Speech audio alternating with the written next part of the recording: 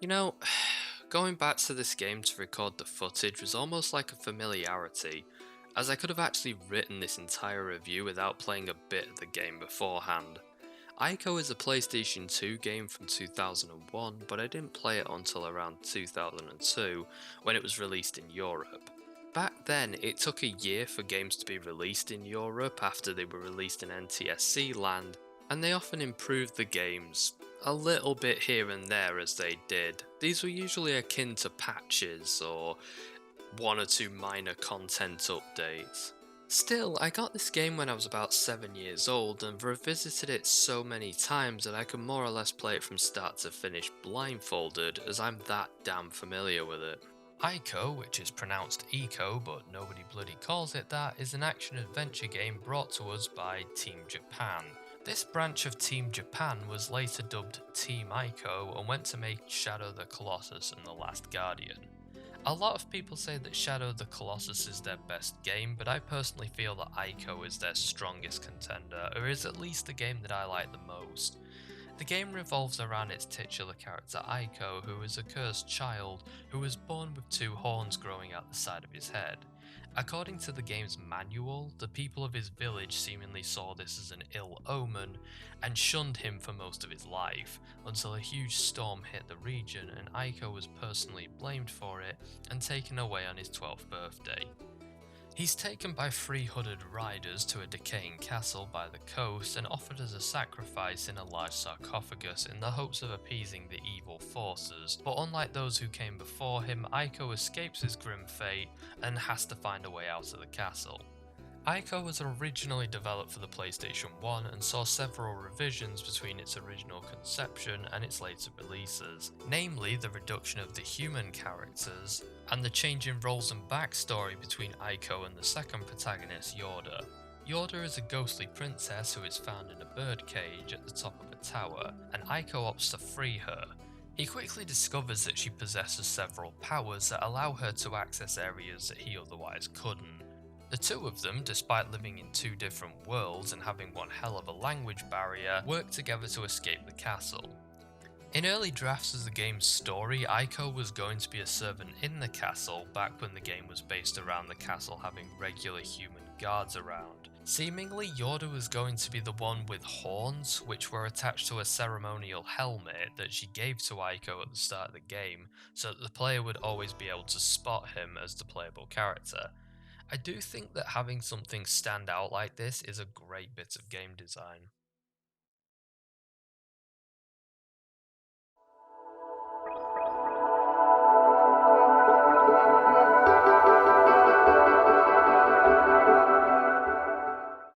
Ico is a game with a story but not much plot, and this is far from a criticism. The game has a story and several plot points along the way, but there are only a handful of cutscenes and story beats across the entire game.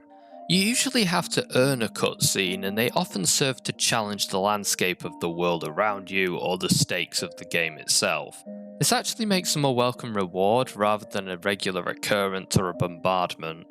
The plot also doesn't try to change what is originally offered. You and the girl in the white dress need to escape the castle. This objective never changes. No curveballs are thrown or twists attempted.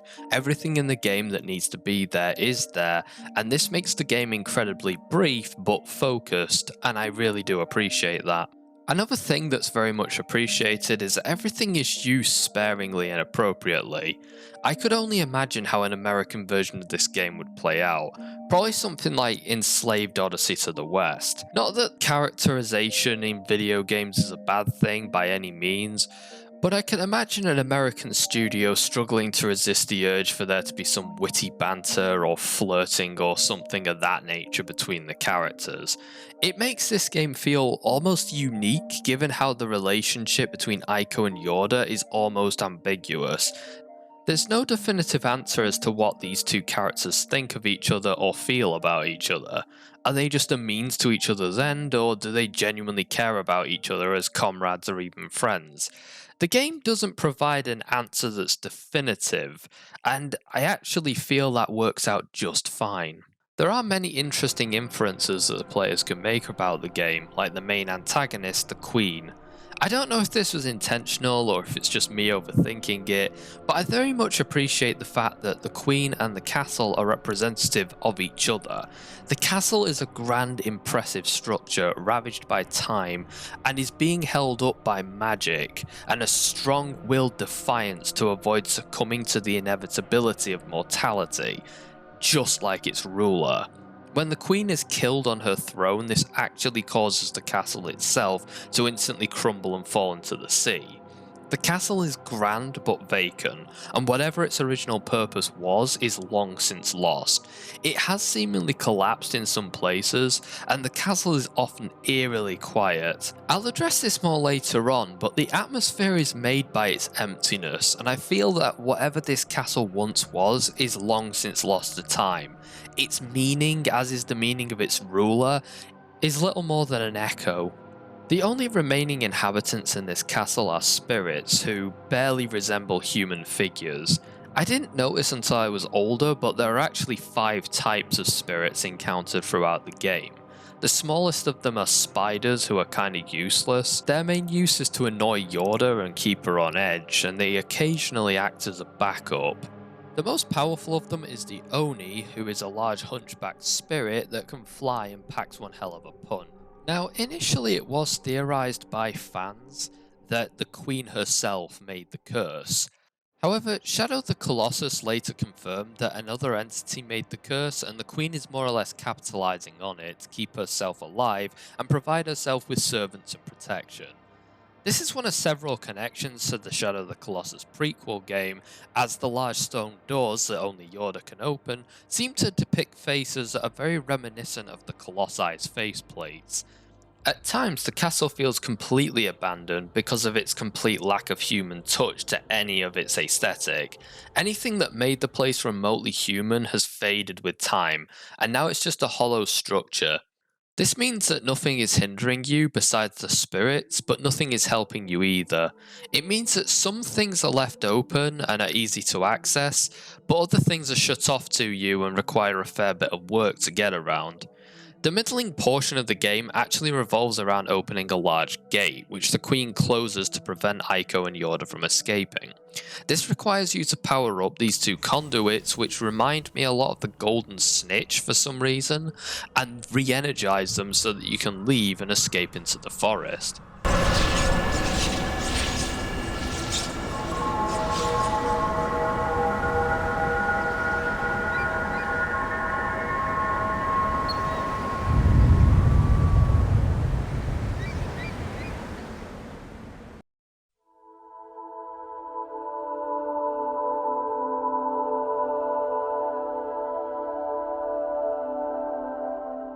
One thing that I adore about ICO's game design is its ability to make the world feel huge. You're not playing a series of levels in ICO, but different segments of one giant castle, and in each segment you often find areas that you've come from and areas that you're yet to explore, which are on the horizon. Every area feels like it's had a fair bit of work put into it to make it stand out and be special, but none of it feels overdone. If an area seems less impressive or something of that nature, then there's usually some sort of hidden event or area that you're yet to discover. Take this bridge for example. It's a pretty standard affair, right? Just walk across and holy Jesus! This bridge is actually quite an iconic area of the game, as a lot of promotional screenshots depict Ico standing on this statue platform as the second horned man. In fact, the game even changes camera angles to give you a better view of this, which is kind of nice. The game plays into its scenic moments without doing the Last of Us thing and flapping its hands like crazy, trying to make you care about them. If you care about them, great, if not, you're just able to move on. Part of what really sells this game's world and environment is its sound design. Every area has some form of sound that just adds to its charm. You hear the crashing of waves, the flickering of torch fire, and the howling of winds, the cooing of birds. Every area feels alive and organic, and it makes the environments that bit more special.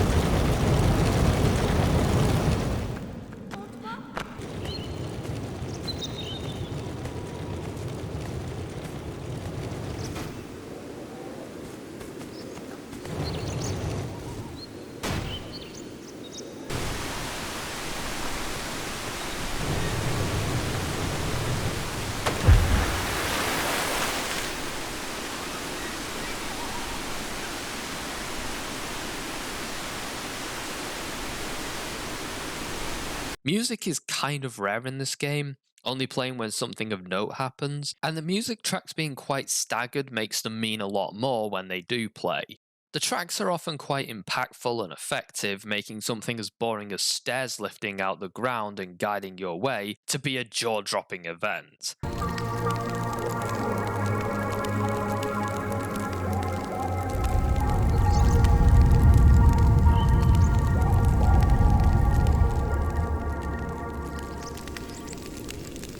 There are two main themes in the game: the Castle in the Mist instrumental that plays over the credit roll, and the You Were There track which was sang by a single choir boy. Both of these tracks are very impactful and well placed over the game's ending. There are ambient tracks during key points in the game, such as the Shadow track and the end boss theme. Both of these are very well composed and work fantastically to convey the feelings that these scenes are meant to invoke. On top of that, the game is incredibly detailed, especially for a game made in 2001.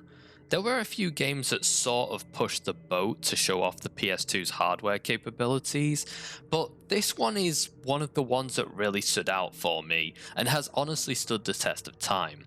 The texture work in this game is fantastic, as the lighting effects and particle effects and the animation work is top notch. There are one or two things that sort of stick out as being a bit jankier than others. However, there aren't an amazing amount of these, and they're pretty easy to ignore or even overlook entirely. People have said that this game should get a remaster, but in all honesty, I don't think it needs one. I also appreciate as well that a lot of the world in this is far off in the distance. Looks like you could actually explore it if you could reach it. There's no 2D trickery in this game. Everything is a 3D model and looks great. I also appreciate how Yorda's AI can come across as quite dynamic sometimes. She reacts to her environment pretty well, being shot by sudden noises or explosions, or ICO being put in danger or hurt.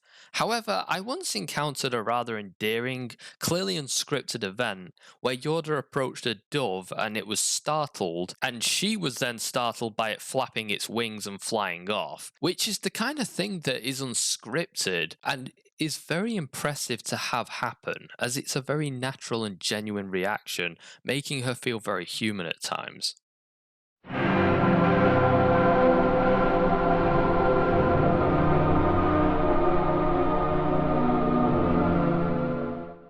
One thing about the gameplay that I like is that there are no human enemies to face in this thing. This was originally the plan back when this was a PS1 game, but they opted for the spirits instead in later designs, which I do appreciate because the spirits have more unique purpose as enemies rather than just marching around and hitting people. They themselves are not the threat. Their objective and succeeding in their objective is the thing that will kill you. You can get hit by them as many times as you need to, but Yorda being ripped away from you is what kills you. It forces you to make a few tactical choices in the heat of the battle. In one instance, I let them get away with Yorda for a short time so that I could swap out the stick that I used to solve a puzzle with my lightsaber. I'd get a better weapon, but in doing this, I'd risk losing her to the black portal on the floor if I wasn't fast enough. However, if I succeeded in pulling something like this off, I have a stronger weapon to kill the spirits with. I also appreciate as well that the weapons have varying degrees of usefulness, and just because you've upgraded your weapon doesn't mean that it can do everything. The stick, for example, is a pretty inept weapon, but you can light it on fire, which allows you to light torches and even light the fuses on bombs.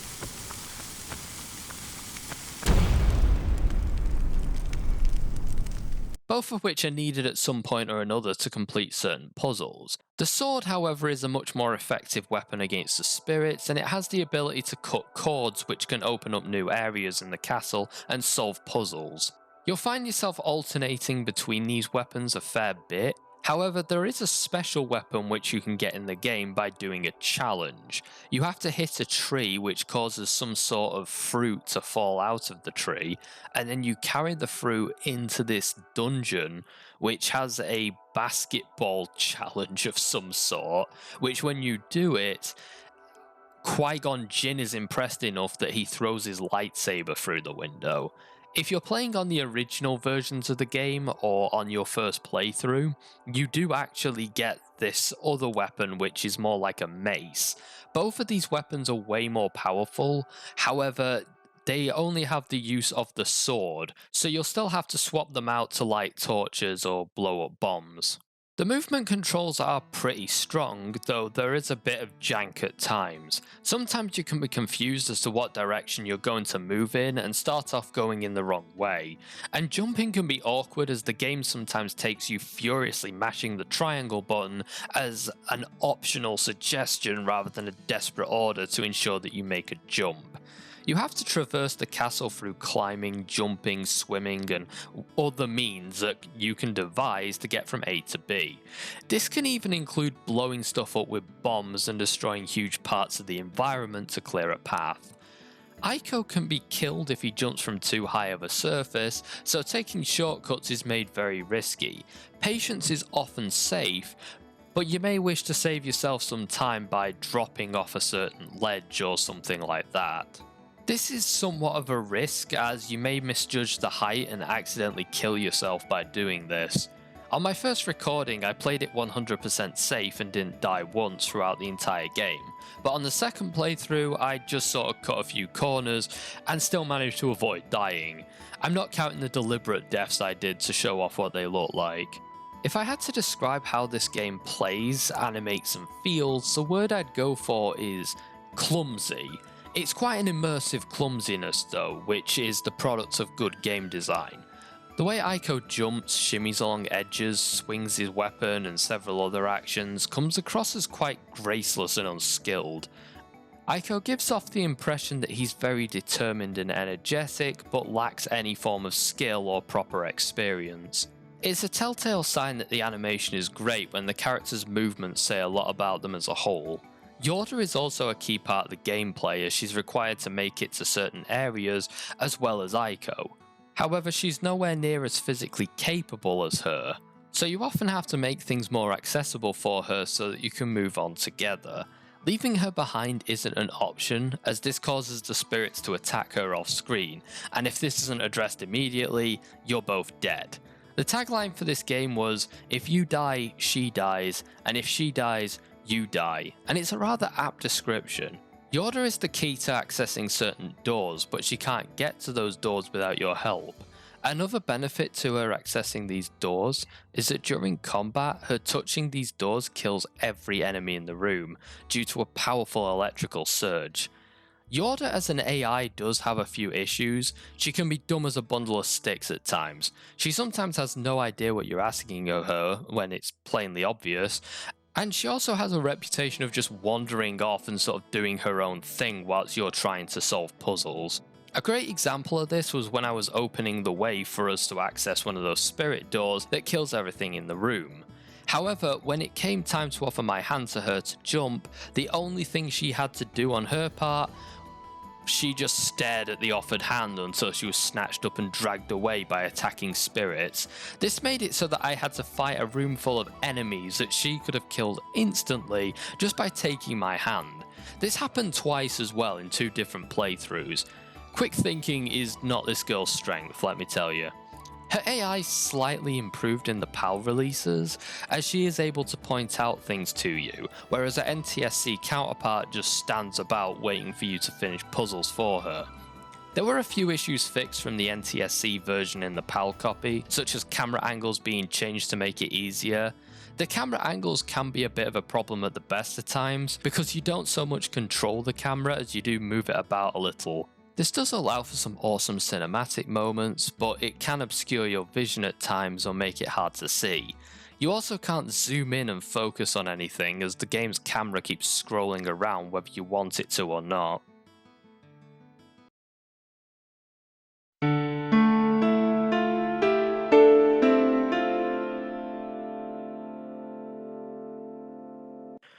After activating both towers, Yorda opens the gate, but at a huge cost. It seemingly spikes her and makes her incredibly weak. Her hair is almost completely white, and she can barely stand. This means that you can't just run to the end, not without her falling over, and then you have to go back and pick her up. This requires you to walk where you'd normally run, Or, just keep making Yoda trip up like an asshole. But this doesn't give you any real advantage. If anything, it's a disadvantage because you have to keep stopping and picking her back up again. I do like this because on a first playthrough, this is a very intense situation. All of your hard work is finally paying off and you're about to escape. However, you're having to go extra slow because your key to actually getting out of this is overexerted and keeps basically collapsing after a few steps. It adds tension to this part of the game organically, and it's some very intelligent game design. Yoda collapses on the bridge at around the halfway point and the bridge begins to retract. You have no choice but to jump back and let her catch your hand, and this is where you lose whatever weapon you were carrying. Shit, Qui-Gon Jinn's gonna kill me. Yoda, despite being very weak, is able to pull you back up, but this is merely a distraction for the Queen to engulf her in her dark energy that slowly creeps up on her. I do appreciate that you can actually see it coming sooner if you move the camera a little to get it in view. ICO falls into the sea below them, but is somehow saved by whatever these things are. Not gonna lie, this is a bit of a tough sell for me, given that a fall from any height can more or less kill him, even in water, but he somehow survives this drop. I have no idea how that happened. Maybe a magic spell was cast. At this point in the game, ICO is alone and forced to fight his way back up to the top and reunite with Yoda, hopefully finding a way out of this nightmare. One thing that I appreciate is that this area is actually a place you visit earlier, but you can completely avoid this part of the game until this point. Admittedly, when I first played this, I kinda got lost here and thought this huge red herring was the right way to go. Anyway, you can actually shimmy up a drain pipe and return to the area that you were in last time. The game does give you this option, and it's another example of how well thought out this is overall. However, this clever bit of thinking on the player's part is quickly slapped down by the pipe collapsing and falling over, more or less keeping you in this area. It's a great way of directing the player without treating them like an idiot. After a while, the scenery begins to look a bit more familiar, and that's when you realise that you're actually in the place where it all began, the small alcove that the Horned Men docked at when you were brought here. As was flirtatiously teased to you at the beginning of the game, the Horned Men's mythical chainsaw is still there and is now up for grabs. This not only gives you a weapon since you lost your other one on the bridge and haven't encountered another one up until this point, but it also gives you a key to the idol doors, as seen in the opening of the game. The Queen and her castle are clinging onto life, stuck in suspense over an ocean ready to devour them both. And so, the Queen has come up with a solution to save herself. Part of her plan, as suggested in cutscenes, is Yoda, who she plans to possess and use as a vessel to become youthful again, and extend her lifespan. However, in order to achieve this, she needs the power of the sacrificed horned children, presumably siphoning the cursed energy from them and channeling it to power her own dark ritual. It's an interesting note that horned children are depicted on the idol gates, curled up inside them, which is somewhat of an omen for things to come. Whilst you never really imagine that particularly nice fates awaited the children in the pods, you eventually learn what does become of them, and what you learn is also quite harrowing. As you ascend upwards on the elevator from before, you find yourself truly back to where you started, as you end up in the sacrificial chamber, complete with the pod that you fell out of a matter of hours ago. It's here that you find a group of shadow people standing around something, and as soon as you get their attention, one of the biggest sequences in the game starts. It's during this moment that you realise exactly what you've been fighting. The shadow creatures that have been trying to kidnap Yoda since the start of the game always had a few clues in their outline, but it's full on confirmed at this point, when you see that all of them are silhouettes of horned children. These horned children aren't aggressive enough to fully attack you and usually flee from confrontation, though they do run up to you and sort of antagonizing you, as if building up the courage to attack. First of all, this is stuff that you have to work out as the player. There is no silly cutscene where the game spells it out to you, and ICO doesn't shake his little horned fist in rage. You just play the game and the events unfold and bring you understanding. It's refreshing to have a gaming experience that allows the player to interpret the world around them, without anything just flat out spelling it out or bashing you over the head as to what you should be thinking about. Admittedly, as a kid, this was somewhat of a deal to me, but it's a bit more impactful now that I'm old enough to consider the implications. I truly love how dark this part of the game is. ICO has no choice but to kill these remnants of people who suffer a fate that he narrowly avoided in order to save himself and Yorda. It's so beautifully dark as a thing, but what really adds to it is the fact that the music in this stage is unique to the situation, and it's simply titled Shadow. It's a dark operetta that is unsettling and somewhat sorrowful at the same time, much like the situation that it plays over. After massacring the spirits of the Horned Children, the throne room is opened up, and ICO is able to advance. You can approach Yorda, but notice that she's been turned to glass or crystal, and is possibly no longer a living thing. One thing that's appreciated though, and I'm not sure if this is accidental given that you can do it before meeting Yorda at all, is that pressing the R1 button causes ICO to interact with Yorda, asking her to follow him. When done at close range, it's almost like a futile attempt to snap her out of it, and whether or not this was intentional, I do like what this adds.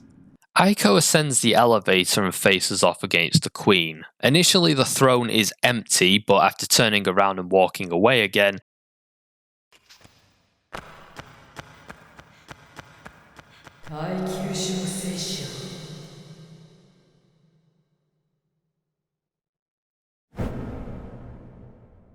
this is definitely a nice touch.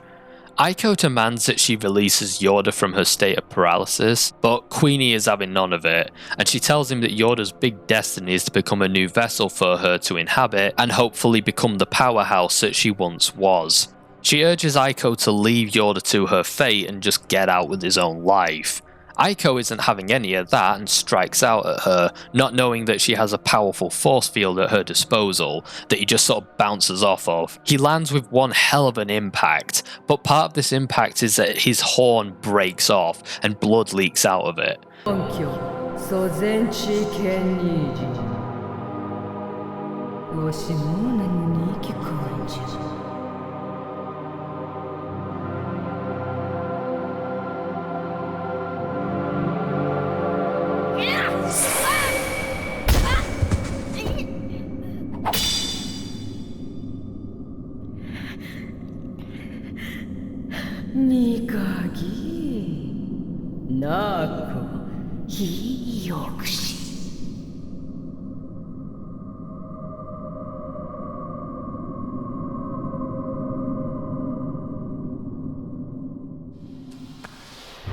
It's pretty hardcore as a visual, and it shows that it's one hell of a blow to our protagonist. However, I think it's also symbolic that the curse is starting to break, and ICO is on the cusp of earning his freedom, truly at last. The Queen battle is one of my favourite boss battles ever. It's not especially unique in how it's delivered, or really all that clever. Like, it never changes up or anything from start to finish, except for the fact that the Queen's attacks become more frequent.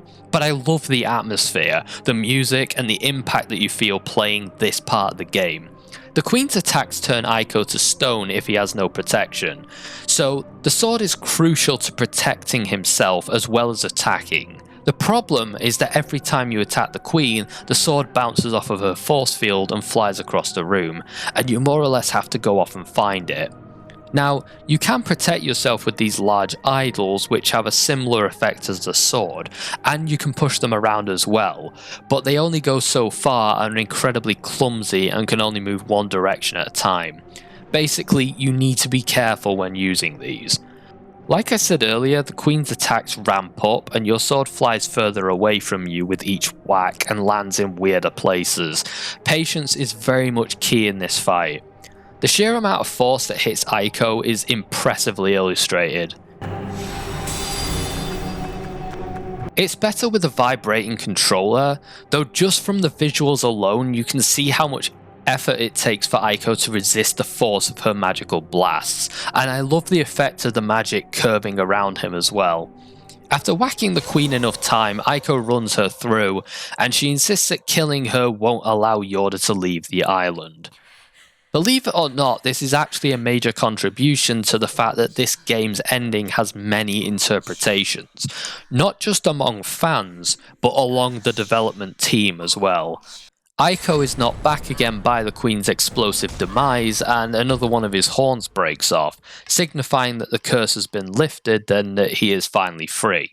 However, this triggers the room full of sarcophagi to channel all of their energy into Yorda, turning her into a shadowy figure and bringing her back to life. She collects Aiko from the throne room, healing him as she does so, and puts him on the boat that you encounter when you get the chainsword. I'm pretty sure as well that this boat is the one that he arrived on as well, though I think they left on that boat, so I'm not entirely sure. That would actually play into this game's theme of full circle, which happens a fair bit, but admittedly, plausibly, I'm not sure it's possible. She pushes him back out as the castle begins to collapse around her. Whilst this is happening, you can see the castle crumbling and falling apart place by place. These many obstacles and arenas that have kept us busy for the past 3 hours are now crumbling away, and honest, I can never not feel a little sad watching it happen. Yorda watches Aiko sail away and says her goodbyes as she stands among the sinking ruins that seemingly pull her under. After the credits end, Aiko awakens on the beach in the Forbidden Lands as a free man. However, where the hell is Yorda? Aiko does some exploring on the beach and eventually finds that he isn't the only one there, and that the Phantom Princess has also found her way to this beach, slowly becoming a lot more human than she was before. And that's when the game ends. Well, that's one of the endings. There's an alternative ending where you can run over here and pick up some watermelons, and the game cuts to Aiko chowing down on the watermelons, which is a pretty sweet way to end the game. I said before that there are interpretations as to how the game ends, and one of the interpretations is that this beach scene doesn't happen and it's a dream.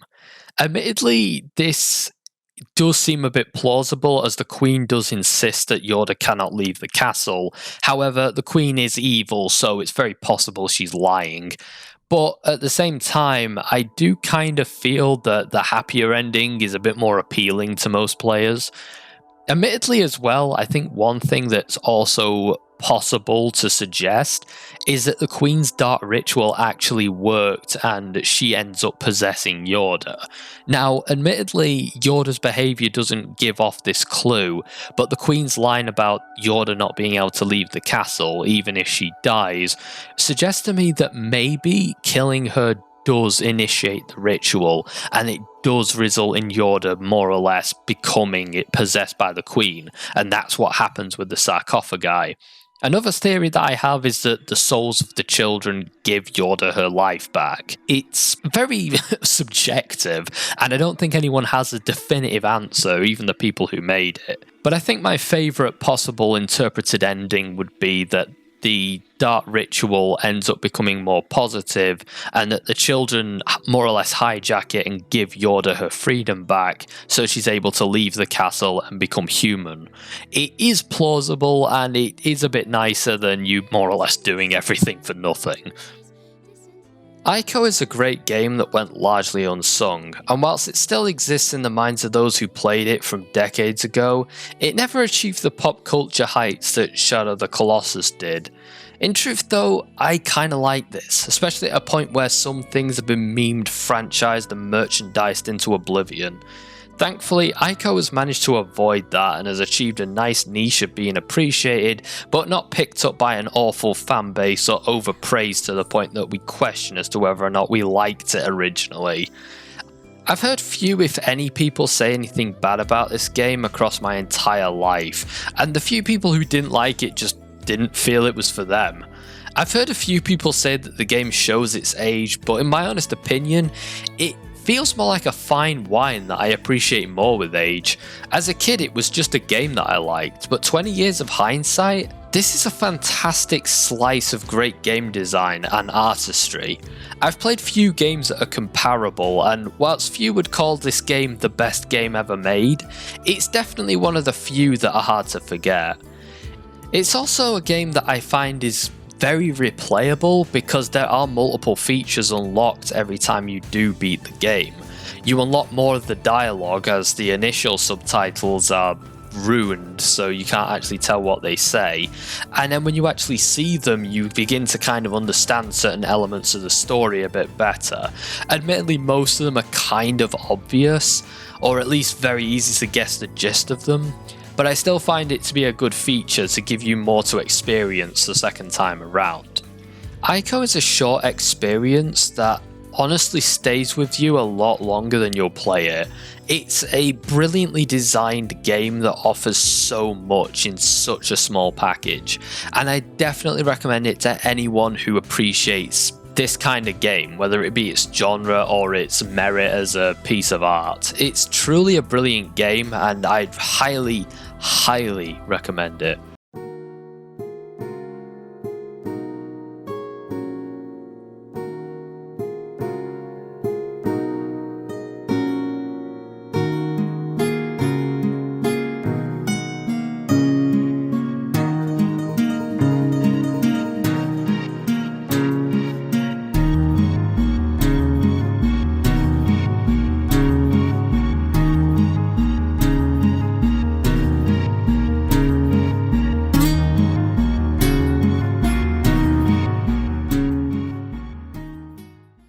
So I found this old interview with Fuedo Uda.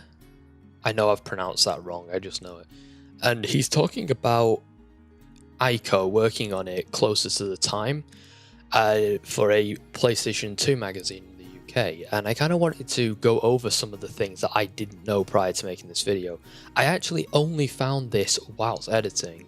So yeah, this is going to be a bit more ad hoc, but I do kind of want to have this out there on the internet in a more accessible place. So the first question that I was kind of interested in was what inspired ICO's original concept, and he says when he was in high school he saw a TV commercial with a lady holding the hand of a child walking through the woods, and the image sort of stuck with him.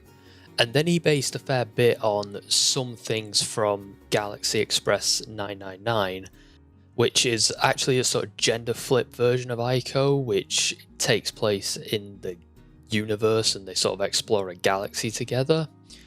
And he seemed to want to adapt that concept into a video game, which is actually quite a wholesome sort of origin story for this game. One concept for the PS1 version is that Yorda was originally the one with horns, and she was trapped in a small room, and the boy who was one of the slave workers in the castle found the room and helped her escape, which is actually very close to how the game is now, minus the horns being on Yorda rather than ICO. And I don't know if this was the idea before or after the ceremonial helmet thing. Apparently the original score during development was Simon and Garfunkel's Scarborough, which is I didn't know that, but that's pretty cool. This piece of music actually inspired a lot of the ICO soundtrack, which is also kind of interesting. He also said that he wanted to add the title to the PS2's launch titles because he felt that a lot of the PS2 launch titles were somewhat rushed to just get them out onto the system, which admittedly I think is something that the PS2 kind of learnt from. Nowadays we kind of have the opposite problem where we have very little by way of launch titles and then we have to wait years for something worth buying the system for.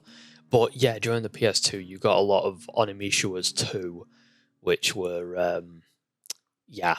Another thing that's mentioned is the fact that Yorda was apparently changed a lot, and in the end they just gave her design to a female worker at the Team ICO HQ to go over again to make it more appealing. And apparently she was given a haircut at the very last possible minute before handing it in for the final design. I don't even know how much she would have changed had they another year to work on her, but I'm glad that she kind of got to that sort of sweet spot where she just works. One thing as well that's kind of interesting is that the Yorda's interaction with the environment bit that I talked about earlier is actually mentioned in this interview.